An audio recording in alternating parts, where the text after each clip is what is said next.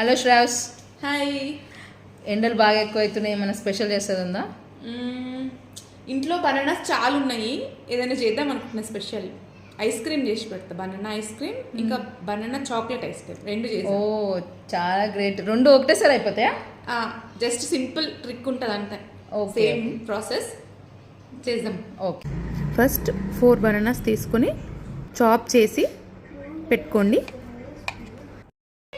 సరే స్టార్ట్ చేసాము. అక్కడ కోకో పౌడర్ ఉంది, దాంట్లో డబ్బులో తీసుకోవే. బనానాస్ మిక్సీ జార్లో తీసుకోండి. తీసుకోవాల్సిందేనా? అదేనే, అది తీసుకో. తొందరగా తీయండి, లేట్ అవుతుంది. అన్నట్లేదే. అందకపోతే చైర్ వేసుకొని తీయండి. అది చూసినావా ఇట్లా? అంటే నేను ఇప్పుడు షార్ట్ ఉన్నాను చెప్తున్నా అంతేగా.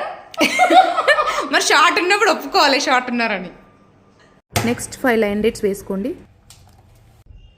తర్వాత 1 స్పూన్ వెనిలా ఎసెన్స్ వేసుకోండి.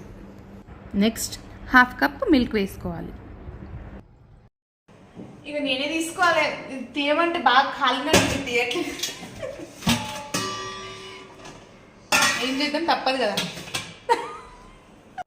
తర్వాత 2 టీ స్పూన్స్ కోకో పౌడర్ వేసుకొని మిక్సీ పట్టుకోండి. ఇప్పుడు ఈ మిక్చర్ అంతా ఒక బౌల్లో వేసుకుందాం. ఓకేనావే. ఇప్పుడు వేసుకున్న తర్వాత మనము టాపింగ్స్ వేసుకుందాం. పైన చాకోస్ స్ప్రింకిల్స్ ఉంటాయి కదా, అవి మనకి ఇష్టం ఏ డ్రై ఫ్రూట్స్ ఉంటే వేసుకోవచ్చు. నేను కాజు వేస్తున్నా. తర్వాత దీన్ని మొత్తం ఫ్రిడ్జ్లో పెట్టుకోవాలి, 7 అవర్స్ పెట్టుకోవాలి. కలా అలిగినవా? చూడు ఇటు. చెప్పు ఏంటి? చాక్లెట్ ఐస్ క్రీమ్ అయిపోయింది, ఇప్పుడు ఫ్రిడ్జ్లో పెట్టేశాను. ఓకే. ఇప్పుడు బనానా ఐస్ క్రీమ్ చేద్దాం. సరే, దానికి ఏంటి చెప్తావా ప్రాసెస్? ఓకే. మళ్ళీ సేమ్ ఇందాకలాగే బనానాస్ తీసుకొని చాప్ చేసుకొని జార్లో వేసుకోవాలి.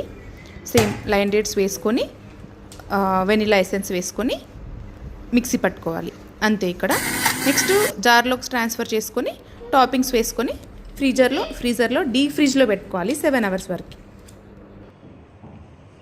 అలిగింది జాలే, ఐస్ క్రీమ్ టేస్ట్ చేసి చెప్పెట్లుందో.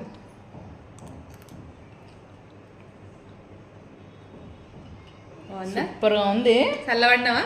అంటే ఇప్పుడు నువ్వు నేను ఐస్ క్రీమ్ చేసి కూల్ చేద్దామనా? అంతే కదా. సరే, నేను ఇన్ని పెడుతున్నా. 2 వేసినాం కదా, 2 టేస్ట్ చేయి.